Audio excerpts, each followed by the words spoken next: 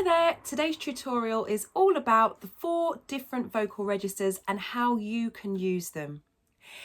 Now there are 4 different voices, registers, the words are interchangeable, and actually we've got a bonus one as well. So once you know how to work on all of them, particularly the chest and the head register, we can then access a bonus one. So keep watching because I'm going to tell you about all of them and I'm going to show you how to use every single one of them. Now, the first vocal register, the one on the bottom. So to explain a little bit more, the vocal, what it means by vocal voices or registers is that in different areas of our voices create different sounds. And often when we're singing, we need to move or transition between them or use different registers in order to create different sounds. And if you're not familiar with where they are, how they feel, and how they sound and how you can use them safely, it can really impact your overall voice and your overall performance.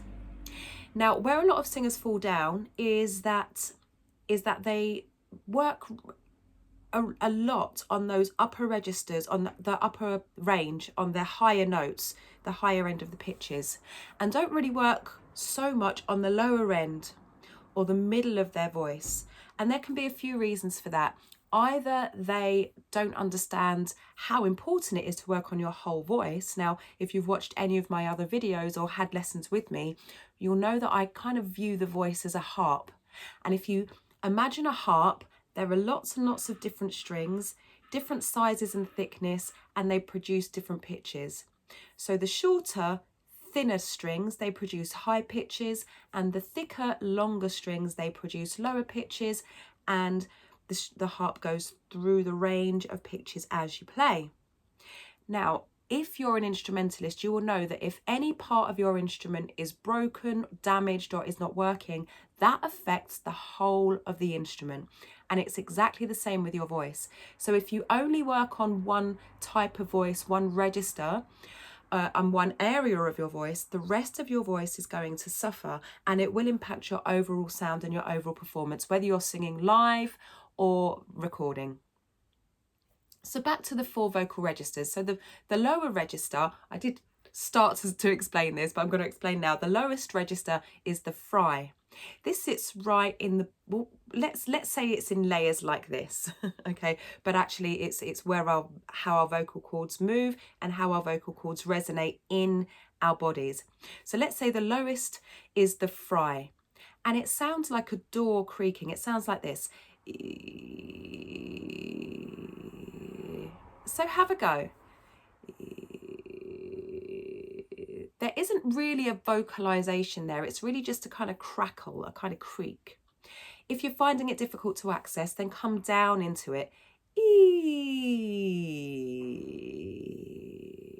And let your voice kind of disappear.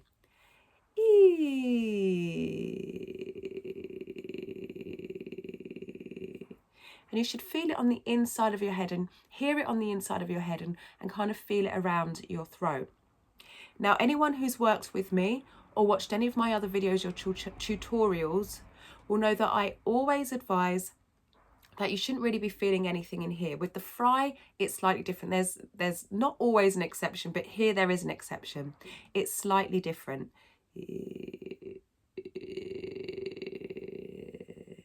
So the thing with the fry is not to overuse it and not to do it too much, especially in the beginning, because it can cause fatigue.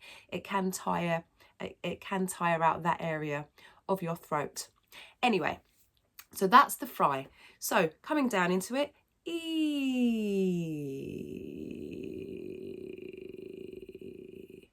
and how do we use the fry? Well, there are a couple of things we can use the fry for. We can use it as an embellishment. So with some singers, there are different types, especially at the moment, at the time of recording, there's a real trend for the fry to be used a lot. And it sounds like this. Yeah, yeah. We can put it at the end or at the beginning, and it really adds emotion to a phrase or to a word and into a song. Yeah. So if you practice using the fry, and then you can choose where you use it. Now, if you're someone who is imitating other singers a lot, and that's absolutely fine. I was the same, and lots of singers are. So if you are imitating someone who uses the fry, you may not really know how you're doing it. But by practicing putting it on and taking it off,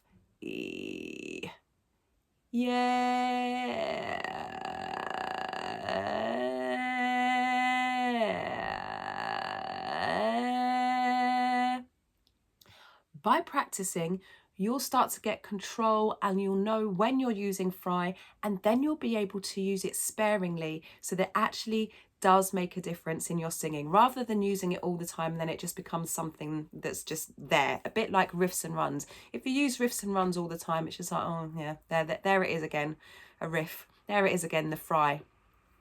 And actually it can become quite irritating for the audience, especially if you don't have control over it. So that's the fry. The next register or voice is the chest register. And it's called the chest register because it resonates in the chest area. And by resonate, I mean the sound the chest area and cavities create a kind of cave sound, cave sound.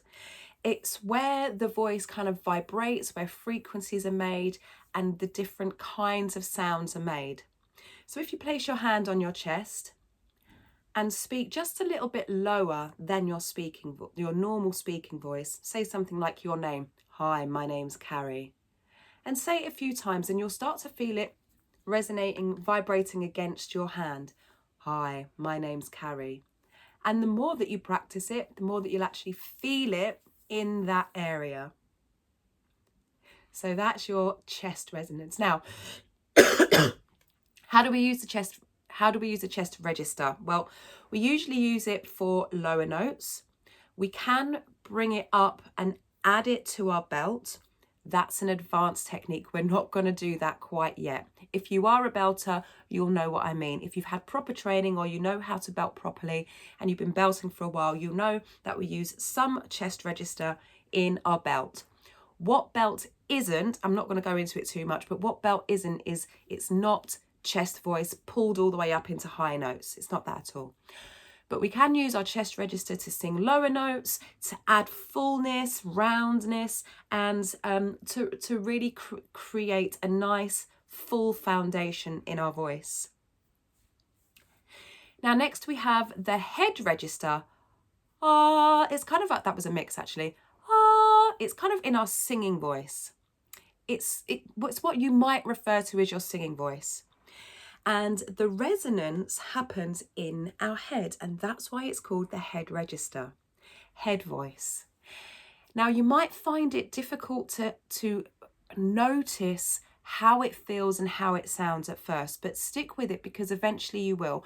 I know there are some voice coaches out there are some singing teachers out there who are disrupting the market and are talking about, you don't need to know about the difference between head and chest register. Well, if that works for you, fine. But with my professional experience and in my professional opinion, I think it's best, if you're really serious about singing, to understand about your voice in as many different ways as you can and not to limit yourself. So the head register, if you go into your kind of singing voice, as I say, it might take a while to feel and hear where it resonates. But if you try and sing a little bit louder, not too loud so that you strain your voice, but and really focus on it. Close your eyes if you need to. Maybe put your hands over your ears. It might help you to focus and really tune in to where the sound is being made. It could be at the front, at the top, at the sides, at the back. Just have a go. This is your body. Get used to how your body feels when you sing.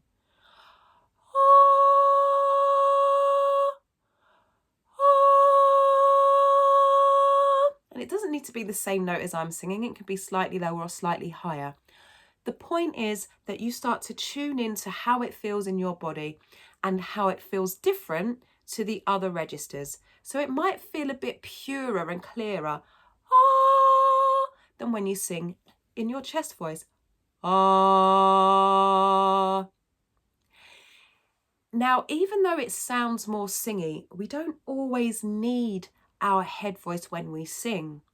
And this is, again, where a lot of singers come unstuck right at the beginning, because often they try to sing lower notes in their head voice, and actually physiologically, you just can't reach it.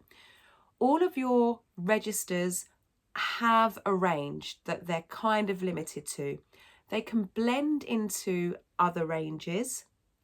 So and what that means is the different pitches in your voice. So the fry is always going to be low. You can't sing fry high. You would have to come down into it. Your chest register starts low, and you can go up maybe an octave and a half, a couple of octaves if your chest voice is very strong. And the head voice is the same, maybe an octave and a half. And so we use the head voice to sing more purer, more clarified tones. And this is what's mainly used in classical singing. And finally, we have the whistle or the falsetto. They're interchange. I mean, falsetto always used to be used, the term used for male voices. Now it's interchangeable through all genders. And it's right at the top. And it sounds like a whistle or a flute. And you can really feel it, okay? So it's higher than the head voice, right at the top there. You can really feel it resonating in the head. But the reason that it's called a whistle is because your vocal cords do something different. They become even thinner. Now, with the chest voice, your vocal cords are nice and thick. With the head voice, they become thinner. And with the falsetto whistle, they become even thinner. And the reason that it can be difficult to transition from the lower notes into the higher notes is that we haven't learned how to blend, and that's where the mixed register comes in. So this is your bonus register that I was talking about at the top of the video. So the bonus register, the mixed register, mixed voice, is a blend of chest and head voice. And this is where it becomes, your singing voice becomes really lovely and smooth, and you can sing the same tone all the way through your range, rather than getting that click or the flip or a gear change where we go from lower to higher notes. So let's do a warm-up and some exercises that are going to help you to use those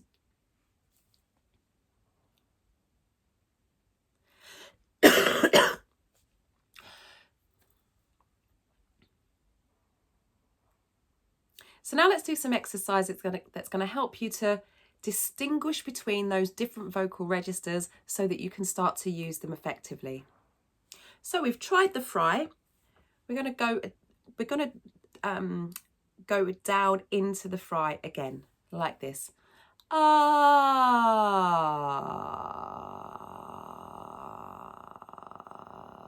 So you might feel it here, a little bit here. Ah. And once you're able to do it on demand, just play around with it. Not too much, but play around with it. Can I do a fry now?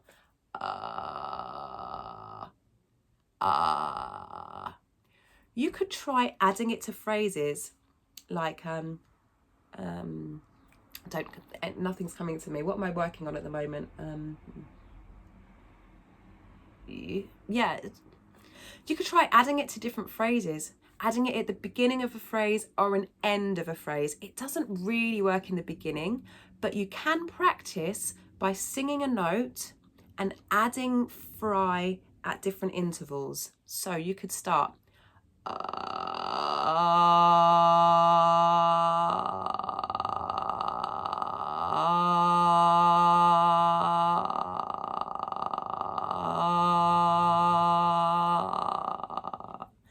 It's easier to do it on lower notes for practicing, but as you start to establish the fry and you understand how it works and it comes easier to you, you can practice it then on different notes and practice using it at the beginnings and ends of phrases.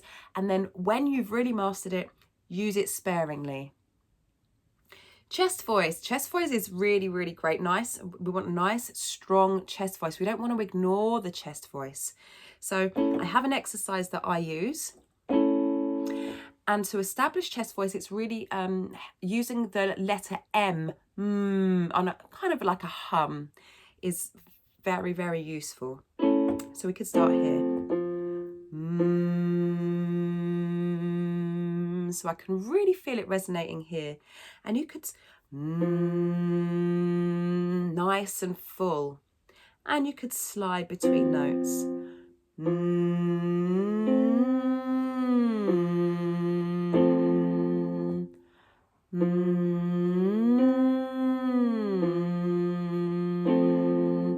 And if that's a little bit too low for you, we can start here.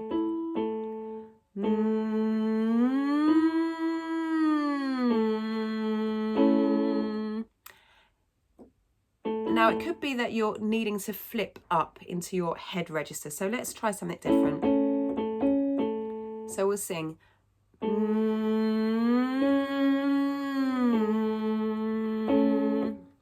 Now you can use chest voice nice and full.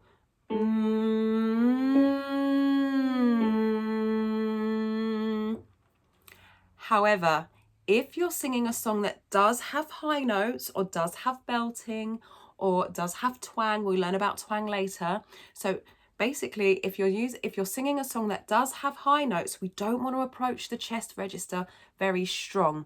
We need to come off it a little bit and approach it a bit lighter. So rather than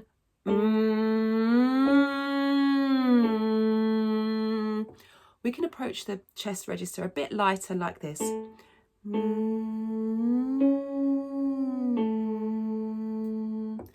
So then when it comes to singing those higher notes, it's not such a shift and it's not so difficult to transition between registers. So when you come to do the warm-up, on different days, practice approaching the different registers with different heaviness. Let's call it with different weight. So we could sing the chest voice nice and strong.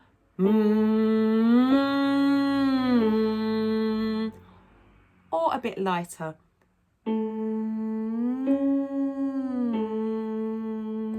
So it's still in chest voice, but it sounds lighter. It sounds a bit more like singing. Okay, so now the head voice. To approach the head voice, a really good way of doing this is to grab a small mirror or have a mirror nearby. You need lots of light so that you can see right to the back of your mouth. And you're going to open your mouth really wide so that you can see the bit that hangs down is called your uvula, right at the back. If your tongue gets in the way, maybe stick your tongue out like you would at the doctors when they're checking your throat. But your mouth needs to be nice and wide so that you can see right to the back. And then you're going to practice yawning. So let's do that now. It has to be a real yawn, otherwise it won't work. As soon as I say the word yawn, I yawn. And most singing teachers do, because we do it all the time. So when you yawn, you'll see that your uvula will come back and up. And that's attached to your soft palate. So we have the hard palate here, where the roof of your mouth is formed. And then towards the back, you have the soft palate, the one that moves around and is attached to your uvula. And that's what we want to raise. We want to get that out of the way so that we can create a nice, warm, fluid resonance so that your voice can flow all the way through your instrument. So practice yawning, add a sigh, and then add a note to it.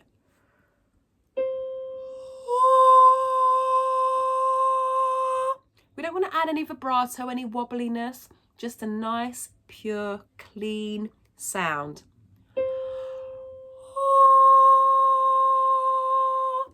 If that's too high, you could try down here.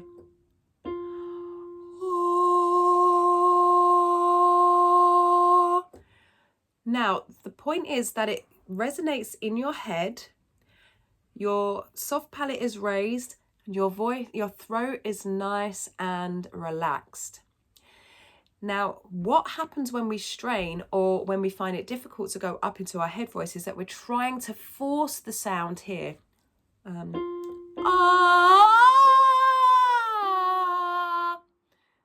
It doesn't sound nice, it doesn't feel nice, it doesn't feel comfortable, and it will cause damage to your vocal folds. So the trick is, if when you go up into your head voice it sounds quiet, that's fine, let it be quiet. The strength and the volume will come. So when you're doing the warm-ups and you're doing the specific exercises that strengthen your head voice, your head register, let it start quiet if it needs to, and let the strength and the volume build the more strength your voice has. And finally, the whistle. The whistle is the same. We want a nice open throat, raised soft palate, relaxed throat, relaxed shoulders, relaxed stomach. Anytime we bring any kind of tension in, it's going to cause a blip, it's going to cause strain, it's going to get in the way of your sound, and it will eventually cause damage to your vocal cords. So I hope that now you understand a bit more about the vocal registers and how you can use them. Go back over this video regularly so that you can remind yourself how they work and just check in that you're using them properly. And of course, when I'm doing warm-ups and exercises with you, I will remind you how to use the different registers. So take care, enjoy singing, stay hydrated, and I'll catch you tomorrow. Ciao!